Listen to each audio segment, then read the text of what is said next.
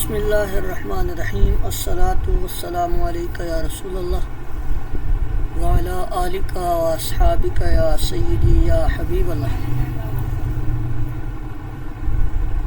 عقود الجواہر المنیفہ، اس کی کتاب الطہارت، باب نمبر 18، بیان الخبر الدالی علی تنجیس الماء الراکدی، کھڑے ہوئے پانی کے نجس ہو جانے پر دلالت کرنے والی خبر کے بیان میں یہ باب ہے۔ وَإِن كَانَ أَكْثَرُ مِنَ الْقُلَّتَيْنِ، اگرچہ وہ پانی قلتین سے زیادہ ہو۔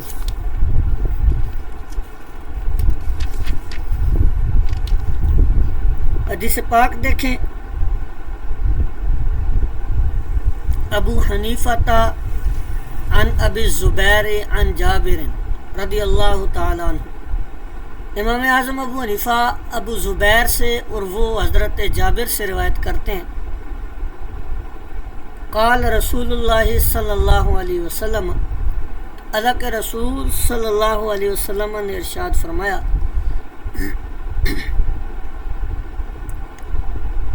کہ لا یبولن احدکم، تم میں سے کوئی بھی بول نہ کرے، پیشاب نہ کرے، فی الماء الدائمی، ٹھہرے ہوئے پانی میں۔ ماء الراکدی بھی آتا ہے بعض حدیث کے اندر، اور بعض نسخوں میں ماء الدائمی، ٹھہرے ہوئے پانی کے اندر پیشاب نہ کرے، ثم یتودع منہ، اور پھر اس سے وضو کرے۔ اب اس حدیث کو علامہ اشنانی رحمۃ اللہ علیہ نے نقل کیا ہے، اور وَهُوَ لفظ الترمذی، یہی الفاظ امام ترمذی کی جامع میں بھی ہیں، الا انہ قال، سوائے اس کے کہ قال، انہوں نے کہا، یعنی یہ جو راوی ہیں ابو زبیر یا امام اعظم ابو حنیفہ رحمۃ اللہ علیہ، انہوں نے ان الفاظ کی، یہ جو الدائمی فی الماء الدائمی، اس میں جو لفظ دائمی ہے اس کی تشریح کی ہے، الدائم الذی لا یجری وہو تاکید لمعنی الدائم، کہ وہ کہ جو جاری نہ ہو اس کو دائم کہتے ہیں، یعنی کہ ٹھہرا ہوا پانی۔ اور اسی کو اسی طریق سے تخریج کیا ہے ابو زناد نے عن الاعرج، اعرج سے، اور انہوں نے حضرت ابو ہریرہ سے۔ وعند النسائی، اور امام نسائی کی روایت میں یہ الفاظ ہیں کہ تم میں سے کوئی بھی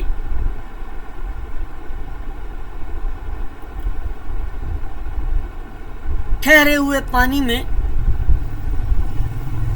پیشاب نہ کرے، یہ کہ پھر اس کے ساتھ غسل کرے یا وضو کرے۔ اسی طرح اگلی حدیث حضرت ابو ہریرہ رضی اللہ تعالیٰ عنہ سے، اس کا بھی مفہوم یہی ہے کہ اللہ کے رسول صلی اللہ تعالیٰ علیہ وسلم نے منع فرمایا کہ کھڑے پانی میں، ٹھہرے ہوئے پانی میں کوئی پیشاب کرے، پھر اس سے غسل کرے یا وضو کرے۔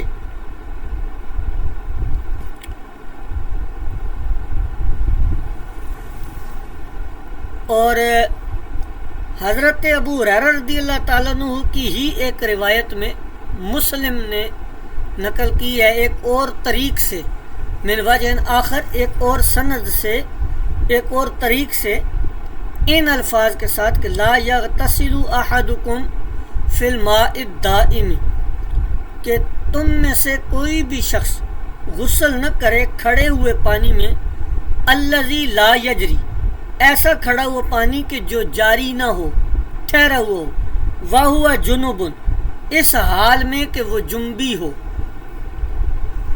اب یہ حدیث پاک آپ نے دیکھی، اس حدیث پاک کی کچھ تشریحات آپ کے سامنے میں پیش کرتا ہوں۔ سب سے پہلے کلمات حدیث کو دیکھیں، لا یبولن، یہ واحد مذکر غائب کا صیغہ اور آخر میں نون تاکید ثقیلہ ہے۔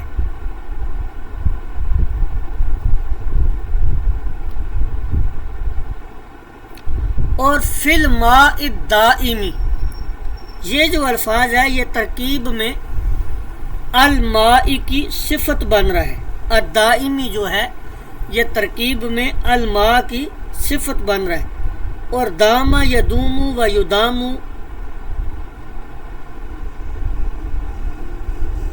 دوامن و دیمومتن سے ماخوذ ہے، اور الدائم سے مراد وہ پانی ہے جو ٹھہرا ہوا ہو، بہنے والا نہ ہو۔ بخاری و مسلم کی روایت میں حدیث کے الفاظ یہ ہیں کہ الماء الدائم الذی لا یجری، الذی لا یجری جو ہے یہ الدائم کی تفسیر ہے، یعنی الدائم سے مراد یہ ہو گیا کہ وہ بہنے والا پانی نہ ہو۔ بہنے والا پانی وہ پانی کہلاتا ہے کہ جو کم از کم تنکے کو بہا کر لے جائے۔ احناف کے نزدیک 10x10 کا جو حوض ہے اس سے زیادہ پانی ہو تو وہ بہتے پانی کے حکم میں، اور شوافع اور حنابلہ کے نزدیک 2 کلے پانی کے ہوں تو وہ پانی جاری پانی کے حکم میں ہوگا۔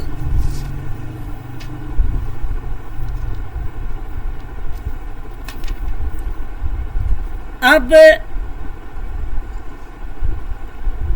اس حدیث سے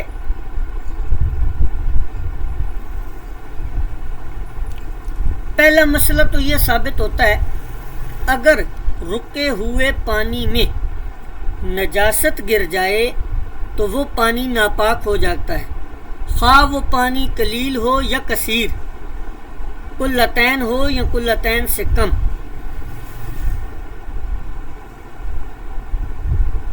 تو اب مسئلہ یہ ہے کہ قلیل و کثیر کی مقدار کا ہم کیسے اندازہ کریں گے؟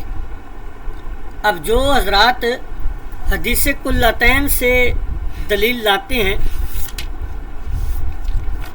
اس کا کیا جواب ہوگا؟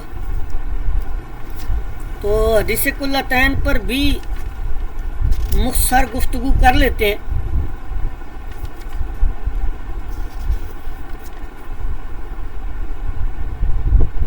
کہ حضور علیہ الصلوۃ والسلام نے فرمایا اذا کان الماء قلتین لم يحمل الخبث، کہ پانی جب 2 کلے تک پہنچ جائے یا 2 کلے ہو جائے تو وہ نجاست کو نہیں اٹھاتا۔ بعض یہاں پہ ترجمہ کرتے ہیں کہ وہ نجس نہیں ہوتا، جبکہ یہ ترجمہ درست کیا ہے، وہ نجاست کو نہیں اٹھاتا۔ اب وہ حدیث قلتین سے استدلال کرتے ہیں جو حضرات،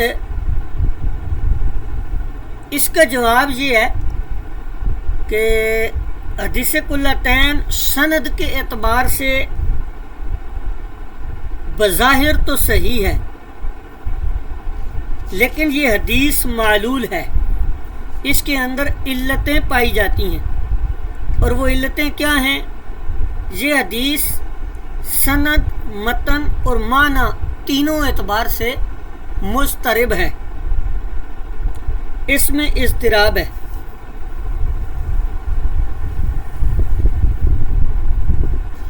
تو اس کی سند میں اضطراب ہے، اور دوسرا جو مسئلہ یہ ہے کہ اس کے متن میں بھی اضطراب ہے۔ بعض روایات میں قلتین کے الفاظ ہیں اور بعض روایات میں قلتین کے ساتھ او سلاسن کا اضافہ ہے، یہ دارقطنی وغیرہ میں اور مستدرک کے حکم میں، اور بعض حدیث میں 40 قلتن کے الفاظ ہیں کہ 40 کلے ہو جائے تو وہ پانی ناپاک نہیں ہوتا۔ اور بعض روایات میں قلتینی او 40 کے الفاظ بھی ہیں، اور بعض میں پھر 40 قلتن، بعض میں 40 دلون اور بعض میں 40 غربن کے الفاظ بھی ملتے ہیں۔ تو یہ حدیث متن کے اعتبار سے بھی مضطرب ہے، اضطراب ہے اس میں۔ اس کے بعد اس کا جو معنی ہے کلہ، لفظ کلہ سے استدلال کرتے ہیں۔ اب کلہ جو ہے یہ بھی مشترک المعنی لفظ ہے، اس کے بھی کئی معنی ہیں کہ اب کلت کے معنی جو ہیں ان میں انسانی قد کو بھی کلہ کہتے ہیں، پہاڑ کی چوٹی، مٹکا، مشکیزہ بھی کلہ کہلاتا ہے۔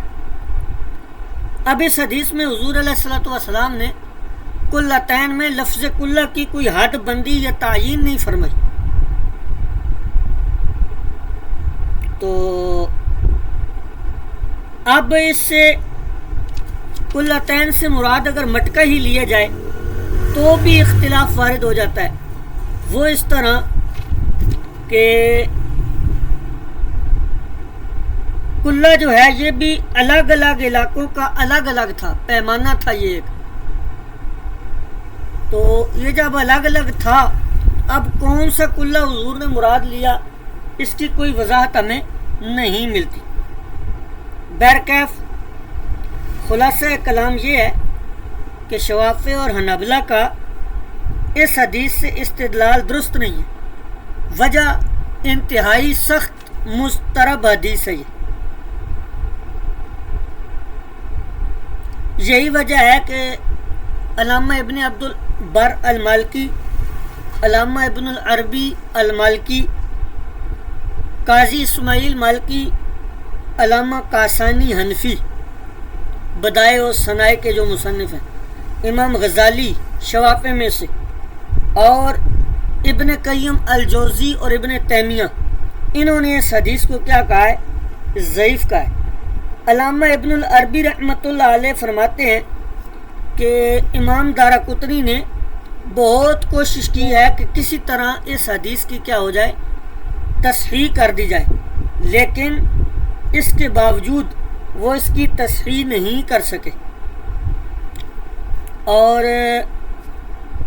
علامہ ابن قیم الجوزی نے تہذیب سنن ابی داؤد میں تقریباً 20 صفحات پر قلتین کی جو حدیث ہے، جو شوافی اور حنابلہ کی دلیل ہے، اس پر 20 صفحات لکھے ہیں اور 15 قسم کی بحثیں کی ہیں، اور متعدد وجوہات سے اس حدیث کے ضعف کو ثابت کیا ہے۔